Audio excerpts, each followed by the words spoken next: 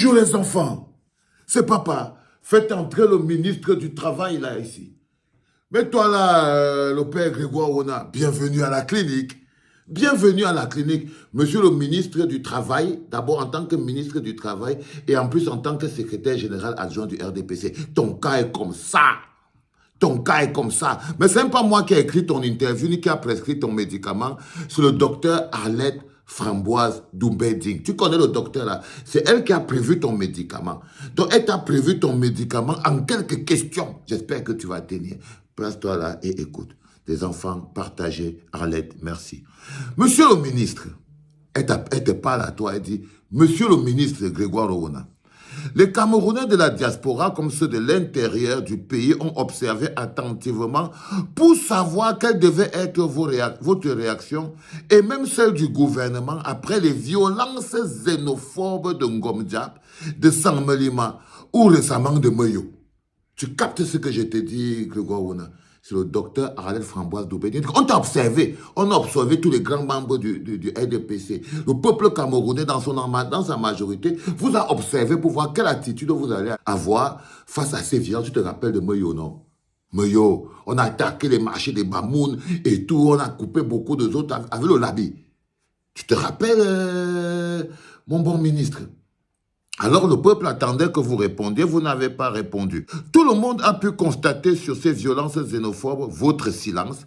Tout le monde a donc pu constater que monsieur le ministre Grégoire Owona et tous les autres membres du gouvernement, tout le monde a pu constater que sur ces violences xénophobes, votre silence, ou plutôt votre langue de bois était très éloquent. Et que tu avais un silence qui grondait. Ta langue de bois était d'une éloquence à nulle autre pareille. Ce qui contraste avec la posture habituelle du ministre volubile que vous êtes. Un ministre toujours prompt à condamner les actes de la base et de présenter le Cameroun comme un état de droit. C'est ça qu'on n'a pas compris. Toi qui à chaque fois que Moula de la base enfarine un peu un petit ministre comme ça, là, tu convoques l'état de droit. Mais quand les gars de Meyo, les gars de Ngom Diap, c'est comment? C'est parce que c'est le socle granitique? Parce que c'est les frères du village? Pourquoi c'est que quand c'est la base, c'est ça qui sort de ta bouche? La violence n'est violence que lorsqu'elle est portée par la base. C'est la question que le docteur Arlette Framboise Doumbé-Ding pose. Parce que c'est à tes questions que le diagnostic de la maladie qui t'anime va être... On va écrire le diagnostic de ça. Mais dites-nous donc, le Cameroun cesse-t-il subitement d'être un état de droit lorsque les frères du village s'en prennent méchamment aux halogènes en détruisant leur commerce et en portant atteinte à leur intégrité physique? Ça veut dire que l'état de droit là, c'est seulement quand les gars de la base enfarinent le ministre, mais quand les gars de Moyo, les autochtones, débarquent dans les boutiques des halogènes, avec le labi, avec les bâtons, avec les ceci là, est-ce qu'en ce moment-là, le Cameroun cesse d'être un état de droit? Parce que c'est pour ça qu'ils ont observé votre silence. Ils attendaient que le ministre Grégoire Owona condamne les violences xénophobes. Ils attendaient que le ministre Owona convoque l'état de droit pour que les gens soient présentés devant la loi. Pas du tout. Alors que tout le temps, il suffit seulement qu'on raconte que la base a peut-être lancé une petite farine à quelqu'un, sans même mettre le piment dans la farine là, sans même mettre l'orient, une petite farine pure, sans microbes. On verse sur le mola et tout, mais du coup, toi, tu convoques l'état de droit. Dites-nous donc, le Cameroun cesse-t-il subitement d'être un état de droit lorsque les frères du village s'en prennent méchamment aux halogènes en détruisant leur commerce et en portant atteinte à leur intégrité physique? Frérot, il faut partager. Quand vous avez un docteur qui vous envoie une prescription et que vous avez un patient aussi important, il faut que tout le village assiste au traitement. C'est tout le village qui doit assister au traitement et doit nous expliquer. Si les violences et l'état de droit ne sont convoqués que lorsque ce sont que lorsque c'est dans la base et en diaspora, mais lorsque ce sont les autochtones de Moyo, de Ngom Diap, qui attaquent les halogènes, cassent leur boutique, l'état de droit devient muet. L'état de droit ne parle plus. Vous qui dites que le Cameroun est un état de droit, et elle revient encore sur toi, Grégoire Owona. Elle ne lâche pas, là elle a attaqué au niveau de la gorge. Là elle a planté ses dents sur ta gorge maintenant, elle veut que tu répondes. Elle dit réponds. Vous qui dites que le Cameroun est un état de droit, n'avez-vous pas eu honte de vous taire devant les violations flagrantes des droits des halogènes qui ont subi une violence extrême, la destruction injustifiable de leur commerce à Moyo, comme vous l'avez vu sur Internet. Là, elle est ici. Elle est sur la gorge.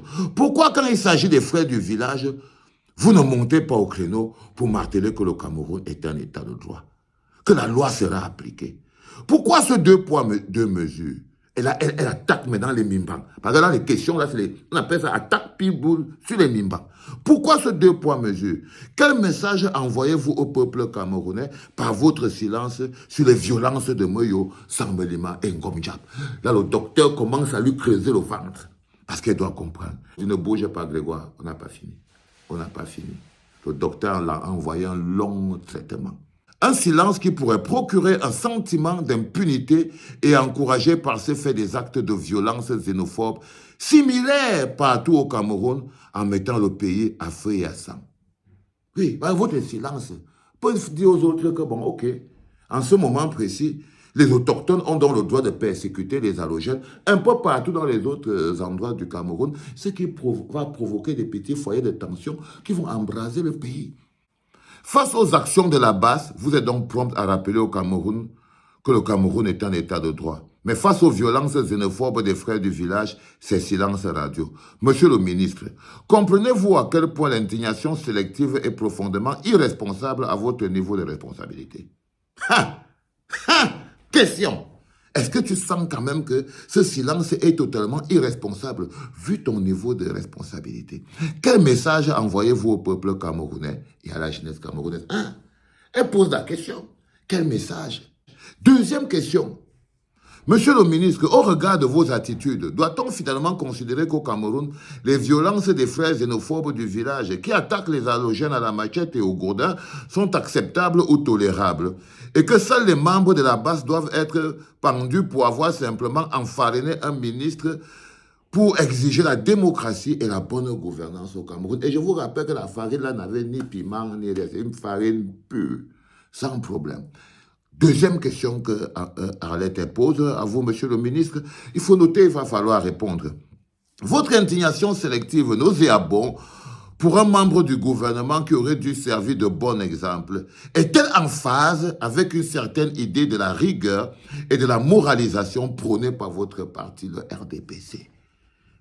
Encore une question. Est-ce que ton indignation sélective, quand dit nauséabonde, ça sent mauvais, pour un membre du gouvernement qui aurait pu servir de bon exemple, est-elle en phase? Est-ce que c'est en phase avec une certaine idée de la rigueur et de la moralisation? C'est ça que vous appelez rigueur et moralisation? Là-bas, au niveau du R, c'est la question qu'elle pose encore. Étant entendu que votre indignation sélective est contraire à la morale ou à l'idée de la moralisation, les Camerounais se demandent jusqu'à quand comptez-vous prôner une chose tout en faisant exactement, tu connais la suite, le contraire. Jusqu'à quand vous allez continuer à prôner une chose et le contraire? Fiston, vous êtes en train de partager, parce que ça c'est une posologie très importante. Vous prônez la démocratie et brillez par les fraudes électorales. Vous prônez le vivre ensemble et brillez par le tribalisme d'État. Vous prônez la rigueur et la moralisation et brillez par l'indignation sélective. Est-ce avec ces contradictions et des mensonges permanents qu'on peut construire la paix au Cameroun? C'est très facile de condamner les conséquences, mais il faut oser interroger la cause si on veut construire une paix durable au Cameroun. Il y a moins de 24 heures, vous avez amplifié un fake news. Oui, monsieur Grégoire Oda. Il y a plus de 24 heures, vous avez amplifié un fake news sur votre propre page Facebook au sujet d'un faux communiqué attribué au secrétaire général du MRC. Et malgré tous les démentis apportés, vous avez maintenu votre fausse information. Tout un ministre de la République. Tout un ministre de la République. Comment vous faites pour tomber aussi bas? Monsieur le ministre, est-ce que parfois, avec du recul, vous avez un peu honte? Elle pose la question, elle gratte son... Je dis à monsieur le ministre, est-ce que parfois vous avez souvent un peu honte? La question se pose parce que beaucoup se demandent comment on fait pour tomber aussi bas quand on est tout un ministre de la République. Comment on fait pour arriver aussi à terre? Tout un ministre de la République qui ment. Mais quelle honte! Ça, c'est le médicament. Tu prends comme on t'a donné là. Arlette Framboise Dumbeding, Merci, madame. Tu prends comme on t'a donné là, hein? Tu nous fais un papier qui va sortir à la nouvelle, au Pélican, à Zénith Info, à Tournesol Info, à Sang des Tours, à Compte à rebours. Vous avez beaucoup les journaux. Tu réponds à ces 5 questions-là à l'intérieur. Allez, dégage de mon, dégage de mon truc, grand frère, va là-bas. Les enfants, c'était un moment important et merci beaucoup à Arlette Framboise d'Aubending d'avoir des gens qui ont la perspicacité comme ça dans la résistance. C'est la preuve que le bloc populaire est un bloc collectif beaucoup plus solide. C'est un bloc beaucoup plus solide. C'était papa.